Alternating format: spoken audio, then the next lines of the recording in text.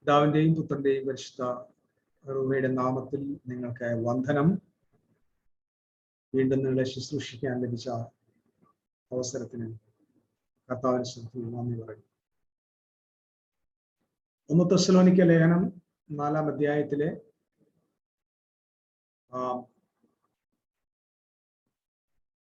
കർത്താവായ യേശുക്രിസ്തുവിന്റെ മടങ്ങിവരവിനോടുള്ള ബന്ധത്തിൽ അപ്പോസ്തലനായ പൗലോസ് രേഖപ്പെടുത്തിയിരിക്കുന്ന വാക്യങ്ങളെ ചില ദിവസങ്ങളായിട്ട് നമ്മൾ പഠിക്കുകയാണ്. തെസ്സലോനിക്ക ലേഖനം 4-ാം അധ്യായത്തിന്റെ 13 മുതലുള്ള വാക്യങ്ങളാണ്. അതിന്റെ 15 മുതലുള്ള വാക്യങ്ങൾ ഞാൻ നിങ്ങൾക്ക് വേണ്ടി ഒരു ഭാഷയുടെ വായിക്കുകയാണ്. കർത്താവിന്റെ പ്രത്യക്ഷത വരെ ജീവനോടെ ശേഷിക്കുന്നവരായ നാം നിദ്ര കൊണ്ടവർക്ക് ഉണ്ടാകയില്ല എന്ന് ഞങ്ങൾ കർത്താവിന്റെ വചനത്താൽ നിങ്ങളോട് പറയുന്നു. ഇന്നലെ നമ്മൾ കർത്താവിന്റെ വചനത്താൽ നിങ്ങളോട് പറയുന്നു എന്ന വാക്യത്തെ മനസ്സിലാക്കാൻ ശ്രമിച്ചു. അതിന് കൃത്യമായിട്ട് നമ്മൾ ഈ പറയുന്നതെല്ലാം അതിന്റെ പൂർണ്ണതയിൽ ലഭിച്ചു എന്ന് എനിക്കറിയത്തില്ല. എങ്കിലും നമ്മുടെ കർത്താവായ യേശുക്രിസ്തു മത്തായിയുടെ സുവിശേഷം 23-24 അധ്യായങ്ങളില് ഒലിവുമലയിലെ ആ പ്രഭാഷണത്തിൽ പറഞ്ഞ കാര്യങ്ങൾ ധാരാളം തെളിവുകളോടെ 1 തെസ്സലോനിക്ക ലേഖനം, 2 തെസ്സലോനിക്ക ലേഖനം, 2 ലേഖനങ്ങളില് പൗലോസ് രേഖപ്പെടുത്തുന്നു. അപ്പം ഞങ്ങൾ കർത്താവിന്റെ വചനത്താൽ നിങ്ങളോട് പറയുന്നതാണ്. കർത്താവ് പറഞ്ഞ വചനമാണ്. നമുക്ക് ധാരാളം തെളിവുകൾ വിശുദ്ധ ബൈബിളിൽ നിന്ന് ഇതിൽ നിന്ന് എടുക്കാനായിട്ട് ഇടവന്നു. 16-ാം വാക്യം, കർത്താവ് താൻ ഗംഭീരനാദത്തോടും പ്രധാന ദൂതന്റെ ശബ്ദത്തോടും ദൈവത്തിന്റെ കാഹളത്തോടും കൂടെ സ്വർഗത്തിൽ നിന്ന് ഇറങ്ങി വരികയും ക്രിസ്തുവിൽ മരിച്ചവർ മുമ്പേ ഉയർത്തെഴുന്നേൽക്കുകയും ചെയ്യും. നമ്മൾ ഇന്ന് ഈ വാക്യത്തെ അതിനകത്ത് ചില പദങ്ങൾ വിശദീകരിക്കുവാനാണ് ആഗ്രഹിക്കുന്നത്. ഈ ഒന്നാമതായിട്ട് നമ്മൾ മനസ്സിലാക്കേണ്ട കാര്യം, ഈ വാക്യത്തിൽ നമ്മൾ പൊതുവായിട്ട് പഠിക്കുന്നത് കർത്താവ് ശരീരത്തോടുകൂടെ ഭൂമിയിലേക്ക് വരും എന്നാണ്. പക്ഷെ ഞാൻ ഒരു കാര്യം അപ്പോസ്തലനായ പൗലോസിന്റെ എഴുത്തുകളിൽ അദ്ദേഹം പറഞ്ഞൊരു പ്രസ്താവനയുണ്ട്. 2 കൊരിന്ത്യ ലേഖനം 5-ാം അധ്യായത്തിൽ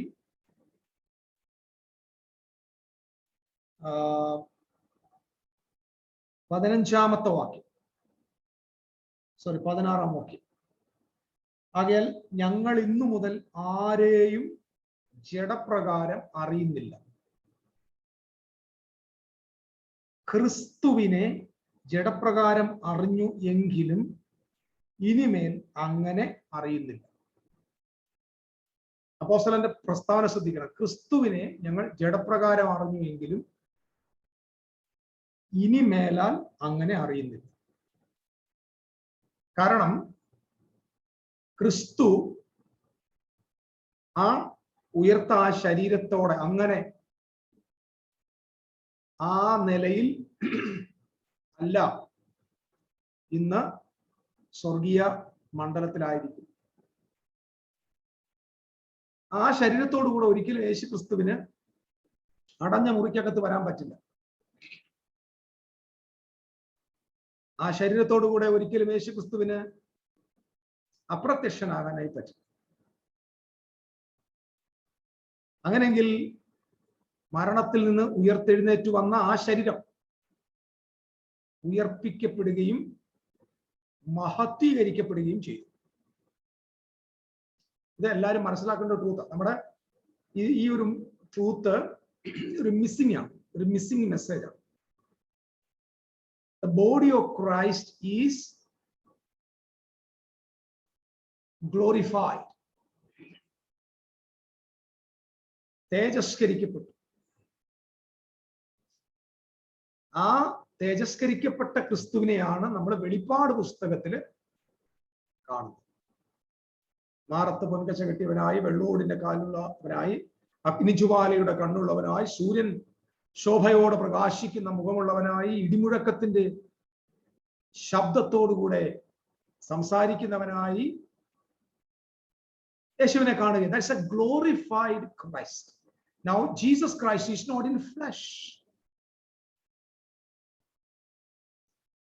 because flesh is limited. Okay, flesh is limited. Glorified person എന്ന് വരുമ്പോൾ തന്നെ ജീസസ് became unlimited. അപ്പോൾ യേശു വരും എന്ന് പറയുന്ന ആ പ്രസ്താവനയിൽ നമ്മൾ മനസ്സിലാക്കണം, വരാൻ പോകുന്ന അക്ഷരീരമായിട്ട് അശരീരം പോലെ ഇനി വരിക. രണ്ടാമത് അവിടെ പ്രസ്താവന പറഞ്ഞിരിക്കുന്നത് കർത്താവ് ഗംഭീരനാഥത്തോടെ കർത്താവ് ഇറങ്ങി വരും. കർത്താവ്, അവിടെ യേശു വരും എന്നൊരു പദത്തിന് പകരം ലോർഡ് എന്ന് എഴുതിയിരിക്കും. ഇതൊക്കെ നമ്മൾ വളരെ പ്രധാനമായിട്ട് അറിയേണ്ട കാര്യം. ലോർഡ് എന്ന് എഴുതിയിരിക്കും. എന്തുകൊണ്ടാ കർത്താവ് അവിടെ കർത്താവ് അല്ലെങ്കിൽ യേശുവിനെ കർത്താവ് എന്ന പ്രസ്താവന ക്രിസ്തു എന്നോ യേശു എന്നോ പറയാതെ ലോർഡ് എന്ന ആ ഒരു പ്രസ്താവന കൊടുത്തതിന്റെ കാരണം മത്തായിയുടെ സുവിശേഷം 16-ാം അധ്യായത്തിലേക്ക് വന്നേ. മത്തായിയുടെ സുവിശേഷം 16-ാം അധ്യായത്തിന്റെ 27-ാം വാക്യം. മനുഷ്യപുത്രൻ തന്റെ പിതാവിന്റെ മഹത്വത്തിൽ തന്റെ ദൂതന്മാരുമായി വരും. ഇത് യേശുക്രിസ്തുവിന്റെ വരവിനെ കുറിച്ച് പറഞ്ഞ എങ്ങനെ വരുമെന്ന പിതാവിന്റെ മഹത്വത്തിൽ വരുമെന്ന്. എന്തുകൊണ്ടാ പിതാവിന്റെ മഹത്വത്തിൽ വരുന്നത്? അതിന് നമ്മൾ വാക്യം ബൈബിളിൽ തന്നെ എടുക്കണം. യോഹന്നാന്റെ സുവിശേഷം 5-ാം അധ്യായത്തിന്റെ 21-ാം വാക്യം. പിതാവ് മരിച്ചവരെ ഉണർത്തി ജീവിപ്പിക്കുന്നത് പോലെ പുത്രനും താൻ ഇച്ഛിക്കുന്നവരെ ജീവിപ്പിക്കുന്നു. റിസറക്ഷൻ. 22, എല്ലാവരും പിതാവിനെ ബഹുമാനിക്കുന്നത് പോലെ പുത്രനെയും ബഹുമാനിക്കേണ്ടതിന് പിതാവ് ആരെയും ന്യായം വിധിക്കാതെ ന്യായവിധി എല്ലാം പുത്രന് കൊടുത്തിരിക്കുന്നു. അപ്പം പിതാവിനെ ബഹുമാനിക്കുന്നത് പോലെ പുത്രനെയും ബഹുമാനിക്കേണ്ടതിന് ഈ ന്യായവിധി പുത്രനെ ഏൽപ്പിച്ചിരിക്കും. അപ്പം അവിടെ പിതാവ് അർത്ഥമാക്കിയത് ആ ന്യായവിധിയും ആ ഉയർപ്പും ഒക്കെ സംഭവിക്കാൻ പോകുന്നത് പുത്രനിലൂടെയാണ്. അത് പിതാവ് എങ്ങനെയാണോ പഴയ കാലത്ത് ചെയ്തത് അങ്ങനെ പുത്രൻ ചെയ്യാനായിട്ട് പോവുകയാണ്. ഞാൻ ഇതിനെക്കുറിച്ച് മുമ്പ് നമ്മുടെ വെളിപ്പാട് മത്തായിയുടെ സുവിശേഷം 24 ഫുൾഫിൽഡ് എന്ന് നമ്മൾ ആ പഠന സീരീസിൽ ആ വിഷയത്തെ നമ്മൾ കുറച്ചും കൂടെ വിശദീകരിച്ച് പഠിപ്പിച്ചിട്ടുണ്ട്. അപ്പൊ ഇവിടെ കർത്താവ് വരിക എന്ന് പറയുമ്പോൾ പിതാവിന്റെ മഹിമയോടുകൂടെ യേശു വരുന്നു എന്നതിനെയാണ് അർത്ഥമാക്കുന്നത്. ഓക്കെ, നമ്മൾ ഇനി അവിടെ നിന്നുകൊണ്ട് ഒത്തിരി കാര്യങ്ങൾ ഇതിനകത്ത് ഉണ്ടെങ്കിലും അത്യാവശ്യമുള്ളത് മാത്രം പറഞ്ഞു പോകാമെന്നാണ് ഞാനും കർത്താവിൽ ആഗ്രഹിക്കുന്നത്. അപ്പം പിതാവിന്റെ മഹത്വത്തോട് വരും. അപ്പൊ അടുത്തൊരു പ്രധാന കാര്യം, പിതാവ് എങ്ങനെയാണോ പഴയ നിയമത്തിൽ വന്നത് അത് നമ്മൾ പഠിക്കണമെങ്കിൽ യെശയ്യാവിന്റെ പ്രവചനം 13, 27, 24, 30 യെശയ്യാവിന്റെ പ്രവചന പുസ്തകങ്ങൾ അധ്യായമാണ്. 30-ാം അധ്യായം, 34-ാം അധ്യായം. ഈ അധ്യായങ്ങളിലെല്ലാം നമ്മൾ പഠിക്കുമ്പോൾ യഹോവ മറ്റ് നാടുകളെ, നേഷൻസിനെ ന്യായം വിധിക്കുവാനായിട്ട് വരുന്നത് കാണാൻ പറ്റും. അപ്പൊ ആ ന്യായം വിധിക്കാനായി വന്ന ഇടങ്ങളിലൊന്നും ഒരിടത്തും പിതാവ് വിസിബിൾ ആയിട്ട് വന്നത് ഒരിടത്ത് പോലും ഇല്ല. ഒറ്റ സ്ഥലത്ത് പോലും പ്രത്യക്ഷതയിൽ കർത്താവ് വന്നിട്ടില്ല. അപ്പൊ കർത്താവ് വരുന്നു എന്ന് പറയുമ്പോൾ ഉടനെ അക്ഷരം പ്രതി ഇങ്ങനെ വരിക എന്നൊരു ധാരണ നമ്മുടെ മക്കളാണ്. അദ്ദേഹം പറഞ്ഞാൽ വളരെ ബാലിശമായ ചിന്തകളിലാണ് ക്രിസ്ത്യാനിത്വം പോകുന്നത്. യേശു ഇങ്ങനെ അതേ അക്ഷരത്തിൽ ഇറങ്ങി വരിക. അപ്പം നമ്മൾ അന്നേരം ചോദിക്കും, വിശുദ്ധന്മാരുമായി വരുമെന്നുണ്ട്. 1000 വിശുദ്ധന്മാരുമായി വരും. ഞാൻ ഒരു കാര്യം അതിനോടുള്ള ബന്ധത്തിൽ നിങ്ങൾക്ക് മനസ്സിലാക്കി തരാം. ഈ 68-ാമത്തെ സങ്കീർത്തനത്തിൽ നിന്ന് ഒരു വാക്യം എഫെസ്യ ലേഖനത്തിലേക്ക് അപ്പോസ്തലനായ പൗലോസ് കോട്ട് ചെയ്തു. അത് എഫെസ്യ ലേഖനം 5-ാം അധ്യായത്തിന്റെ 8-ാം വാക്യമാണ്. അതിങ്ങനെയാണ്: അതുകൊണ്ട് അവൻ ബദ്ധന്മാരെ പിടിച്ചുകൊണ്ട് പോയി ഉയരത്തിൽ കയറി മനുഷ്യർക്ക് ദാനങ്ങളെ കൊടുത്തു. കയറി എന്നതിനാൽ അവൻ ഭൂമിയുടെ അധോഭാഗങ്ങളിലേക്ക് ഇറങ്ങി എന്ന് വരുന്നില്ലയോ? ഇറങ്ങിയവൻ സകലത്തെയും നിറയ്ക്കേണ്ടതിന് സ്വർഗാദി സ്വർഗത്തിന് മീതെ കയറിയവനും ആകുന്നു. ഇത് മരണത്തിന്റെ ഭീതിയിൽ മരണപര്യന്തം അടിമകളായി പാതാളത്തിൽ ആയിരുന്ന മനുഷ്യകുലത്തെ യേശുക്രിസ്തുവിന്റെ പരിശുദ്ധ രക്തത്താലുള്ള മോചനം നൽകി, ജീവൻ നൽകി,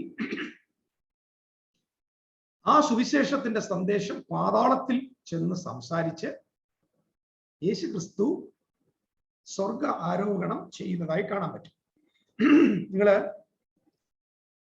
ഈ വാക്യങ്ങള് മനസ്സിൽ വെക്കുക.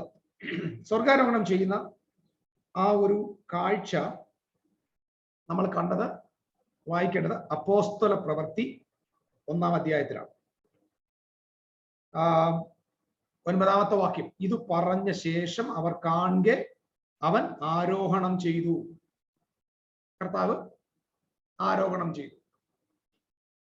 ഒരു മേഘം അവനെ മൂടിയിട്ട് അവൻ അവരുടെ കാഴ്ചയ്ക്ക് മറഞ്ഞു. അവൻ പോകും നേരം അവർ ആകാശത്തേക്ക് ഉറ്റുനോക്കുമ്പോൾ വെള്ളവസ്ത്രം ധരിച്ച് 2 പുരുഷന്മാർ അവിടെ അടുക്കൽ നിന്ന്, ഗലീല പുരുഷന്മാരെ, നിങ്ങൾ ആകാശത്തേക്ക് നോക്കി നിൽക്കുന്നത് എന്ത്? നിങ്ങളെ വിട്ട് സ്വർഗാരോഹണം ചെയ്ത ഈ യേശുവിനെ സ്വർഗത്തിലേക്ക് പോകുന്നവനായി നിങ്ങൾ കണ്ടതുപോലെ തന്നെ അവൻ വീണ്ടും വരും എന്ന് പറഞ്ഞു. ഇവിടെ ആളുകൾ എടുത്തു വച്ചിരിക്കുന്ന ഒരു പ്രധാന ചിത്രം, പോയതുപോലെ തിരിച്ചു വരുമെന്നല്ലേ പറഞ്ഞു. അങ്ങനെ പോകുന്നത് കണ്ടെങ്കിൽ വരുന്നതും കാണും എന്ന്. എന്നാൽ അവിടെ അത് അർത്ഥമാക്കുന്നത്, അങ്ങനെയാണെങ്കിൽ ഒരു പ്രധാന വ്യൂ പോയിന്റ് ഉണ്ടാവും, പ്രധാനപ്പെട്ട ഒരു ലോജിക്കൽ ആയിട്ടൊരു പോയിന്റ്. പോയതുപോലെ വരുമെന്നല്ല. ആ പോയപ്പോൾ എത്ര പേര് കണ്ടെന്നോ? അതിനെന്ത് മറുപടി പറയും? ആ പോയത് കണ്ടത് വെറും 500 പേരല്ലേ? പോയതുപോലെ മടങ്ങി വരുന്നത് അക്ഷരം പ്രതി എടുക്കുന്നെങ്കിൽ വെറും 500 പേരോ അത്ര താഴെ ആളുകൾ മാത്രം കാണുന്ന നിലയിൽ യേശു വരണം. അതൊരു ലോജിക്കലായിട്ടുള്ള കാര്യമാണ്. ഇവിടെ യേശു കർത്താവ് ഉയരത്തിലേക്ക് കയറി പോകുമ്പോൾ അവിടെ നിന്ന് ഒരാൾ പോലും ബദ്ധന്മാരെ പിടിച്ചോണ്ട് പോകുന്നതും അക്ഷരം പ്രതി ഇങ്ങനെ വെള്ള മാലാകമാരുടെ കൂട്ട ആളുകൾ ഇങ്ങനെ പറന്ന് ഇയല് പോലെ പറന്ന് ഉയർന്നത് ഒന്നും കണ്ടില്ല. അവരൊരു മേഘം മാത്രം കണ്ടു. ഒരു മേഘം അവരെ മൂടിയെന്ന് മാത്രമേ കാണൂ. ഒരു മേഘമായിട്ടാണ് കണ്ടെന്ന് പറഞ്ഞാൽ കോടാനുകോടി വിശുദ്ധന്മാര് പാതാളത്തിൽ നിന്ന് കർത്താവിനോടൊപ്പം സ്വർഗീയ ശരീരത്തിൽ ഒരുമിച്ച് ഇങ്ങനെ കയറുമ്പോൾ ഒരു ക്ലൗഡാണ് കണ്ടത്. എപ്പോഴും ശ്രദ്ധിച്ചോ, ഈ ക്ലൗഡ് വിശുദ്ധന്മാരാണ്. സ്തോത്രം. ക്ലൗഡ് എപ്പോഴും വിശുദ്ധന്മാരാണ്.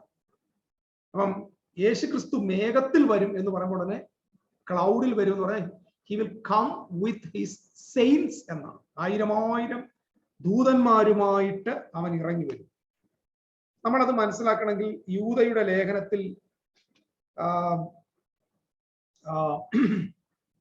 ഹാനോക്ക് അദ്ദേഹം പറഞ്ഞ ഒരു കാര്യം, പ്രവചനം എഴുതി വെച്ച്, ഇതാ കർത്താവ് എല്ലാവരെയും വിധിപ്പാനും അവർ അഭക്തിയോടെ ചെയ്ത ഭക്തിവിരുദ്ധമായ സകല പ്രവൃത്തികൾ നിമിത്തം ഭക്തി കെട്ട പാപികൾ തന്റെ നേരെ പറഞ്ഞ സകല നിഷ്ഠൂരങ്ങൾ നിമിത്തവും ഭക്തി കെട്ടവരെ ഒക്കെയും ബോധം വരുത്തുവാനും 1000 വിശുദ്ധന്മാരോടുകൂടെ വന്നിരിക്കും. അപ്പം അക്ഷരാർത്ഥത്തിൽ ഈ വിശുദ്ധന്മാരുമായിട്ട് വരുന്നത് നമ്മൾ പ്രതീക്ഷിക്കുന്നുണ്ട്. അങ്ങനെ നമ്മൾ ബൈബിളിൽ ഒരുപാട് കാര്യങ്ങൾ അക്ഷരം പ്രതി എടുക്കും. അങ്ങനെ എടുത്താൽ നമ്മൾ ഒരുപാട് അബദ്ധങ്ങളിൽ പോകുന്നത് അതുകൊണ്ടാണ്. ബൈബിളിലെ ഒരുപാട് കാര്യങ്ങൾ അക്ഷരം പ്രതി എടുത്തിട്ടാണ് തെറ്റായ ഉപദേശങ്ങൾ ഇവിടെ സ്ഥാപിച്ചിരിക്കുന്നത്. അപ്പം ഇവിടുന്ന് മുകളിലേക്ക് കയറി പോകുന്നത് ഒരു 100, അവിടെ കൂടിയ 500 പേര് സാക്ഷികളായിട്ടുണ്ട്. അവരാരും കണ്ടില്ല. അങ്ങനെങ്കിൽ പോയതുപോലെ വരുമ്പോ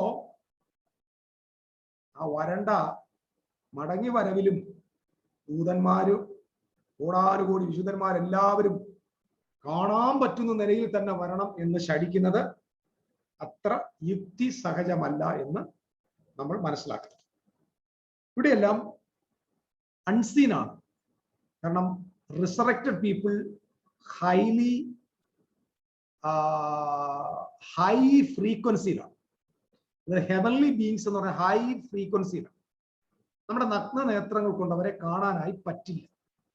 ഒരു ഗ്ലോറിഫൈഡ് പേഴ്സൺ നമുക്ക് കാണണമെന്ന് തനിക്ക് തോന്നുന്നെങ്കിൽ അങ്ങനെ നമ്മെ കാണിപ്പിക്കാൻ പറ്റുന്നതല്ലാതെ ഒരു അദർശ്യരായ വിശുദ്ധന്മാരെ നമുക്ക് കാണാൻ കഴിയത്തില്ല. ഒരർത്ഥത്തിൽ അങ്ങനെ കാഴ്ച നമുക്ക് പറ്റുമായിരുന്നെങ്കിൽ നാം ഇന്നിപ്പോൾ ഇരിക്കുന്ന ആ നിങ്ങളുടെ മുറിയില് എത്ര ദൈവദൂതന്മാരും എത്ര വിശുദ്ധന്മാരും നിങ്ങളോടൊപ്പം ഉണ്ട് എന്ന കാര്യം നിങ്ങൾ മറക്കരുത്. കാരണം ദൈവരാജ്യം 2 കാര്യങ്ങളുടെ ഒരുമയാണ്. കാണുന്നതിന്റെയും കാണാത്തതിന്റെയും ഒരുമയാണ്. അപ്പം ക്രിസ്തുവിൽ മരിച്ച വൃതന്മാരും they are in the kingdom of God. ജീവനോടെ ശേഷിക്കുന്ന നാമും അതിനകത്തുണ്ട്, ഒരുമിച്ചാണ്. ഇതാണ് അതിന്റെ പ്രധാന രഹസ്യം. നമ്മളത് തുടർന്നുള്ള 2 ക്ലാസ്സുകൾ കൂടെ മുമ്പോട്ട് പോകുമ്പോൾ അത് പഠിക്കും. റിസറക്റ്റഡ് സെയിൻസും ജീവിച്ചിരിക്കുന്നവരും ഒരുമിച്ചാണ് യേശുക്രിസ്തുവിന്റെ ഈ രാജ്യത്തിനകത്ത്. അപ്പൊ ഈ രാജ്യം അതാണ് നമ്മൾ മനസ്സിലാക്കണം. നിങ്ങൾ പൗലോസ് ഏതോ ഒരു ദൂരത്ത് പോയി ഇരിക്കുകയല്ല. He's also participating in the kingdom of God. അപ്പൊ മിസ്റ്ററീസ് ഓഫ് ദ കിങ്ഡത്തില് നമ്മൾ അതിനെക്കുറിച്ച് വളരെ ഡീറ്റെയിൽഡ് ആയിട്ട് പഠിപ്പിക്കുന്നു. അപ്പം ഇവിടെ മനസ്സിലാക്കേണ്ട കാര്യം ഈ കർത്താവ് വരുന്നു എന്ന ചിന്തയാണ്. അപ്പൊ യേശു കർത്താവ് വരുമ്പോൾ കർത്താവ് പിതാവിന്റെ മഹത്വത്തോടെ വരുന്നത്. ആ പിതാവിന്റെ മഹത്വത്തോടെ വരുമ്പോൾ എല്ലാവരും കാണണമെന്നില്ല. അത് നമ്മൾ മനസ്സിലാക്കണം. കണ്ടേ പറ്റൂ എന്ന് പറയുമ്പോഴൊക്കെ നമ്മൾ ഒരുപാട് കാര്യങ്ങൾ അങ്ങനെ എടുക്കേണ്ടി വരും. കാരണം വാസ്തവത്തില് പിതാവിന്റെ മഹത്വത്തോടെ വരുന്നു എന്ന് പറയുന്നതിന്റെ അർത്ഥം തന്നെ പിതാവ് പഴയ നിയമത്തിൽ ഒരു സ്ഥലത്ത് ഇറങ്ങിയിട്ടും ആരും കണ്ടിട്ടില്ല. അത് കണ്ടിട്ടില്ല എന്നതിന്റെ തെളിവ് വല്ലതും ഉണ്ടോ എന്ന് ചോദിച്ചാൽ യേശു പറഞ്ഞു, പിതാവിനെ ആരും ഒരു നാളും കണ്ടിട്ടില്ല. പിതാവിനെ ആരും ഒരു നാളും കണ്ടിട്ടില്ല. അപ്പൊ പിതാവിനെ കണ്ടിട്ടില്ലെങ്കിൽ ഒരു സ്ഥലത്തും ഏതോമിലോ അസീറിയയിലോ മിസ്രീമിലോ ഒക്കെ ന്യായം വിധിക്കാൻ വന്ന യഹോവയെ ആരും തന്നെ കണ്ടിട്ടില്ല. അപ്പം യേശു ക്രിസ്തു നമ്മളെല്ലാവരും കാണുന്ന നിലയിൽ ഈ മേഘത്തിൽ ഇങ്ങനെ വരണം എന്നൊക്കെയാണ് നമ്മുടെ ചിന്തയെങ്കിൽ അത് അത്ര കണ്ട് വേദ പുസ്തകത്തിന്റെ അടിസ്ഥാനത്തിലുള്ളതല്ല എന്ന കാര്യം ദൈവജനം മറന്നു പോകരുത്.